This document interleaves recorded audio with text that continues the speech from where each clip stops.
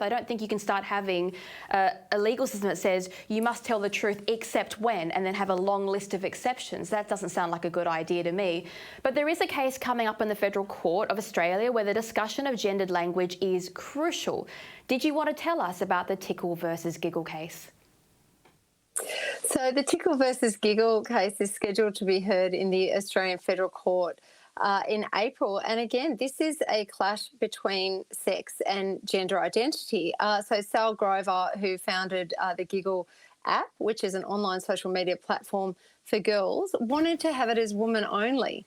So she excluded a potential user on the basis of his, when she saw him, she saw a male. So she excluded him. And then we have this individual who is now alleging discrimination against Sal. So again, we're having this conflict. I mean, this is a very contentious live issue, and it's not just here in Australia. And if you are interested in the case, I implore you to follow Sal on her website where she's putting updates, and that's on gigglecrowdfund.com.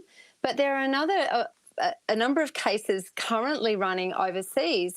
There's one in British Columbia at the moment, a nurse by the name of Amy Eileen Ham, who has views similar to mine in this space, and she was also behind getting a billboard up in Vancouver that said, "I love JKR."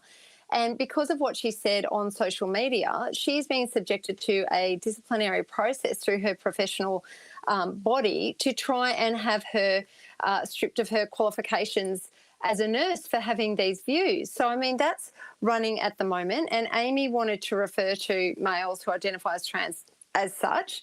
And they were saying, no, you have to refer to it. The other side was saying you have to refer to this person as trans woman. And they had to go off and decide as to what language Amy was allowed to use. Now, I would take that to be compelled speech. There was also a recent case in the Court of Sessions in Scotland that was just handed down, where the definition of man and woman is no longer biological, because if you are a person who spends, I believe it's £5, you go and get a gender recognition certificate, you can be treated as the opposite sex in certain circumstances. And there are certain areas where you cannot be excluded. So basically, there are certain spaces where women can be, like associations, groups. If you have gatherings of gays or lesbians, lesbians can now no longer exclude men from their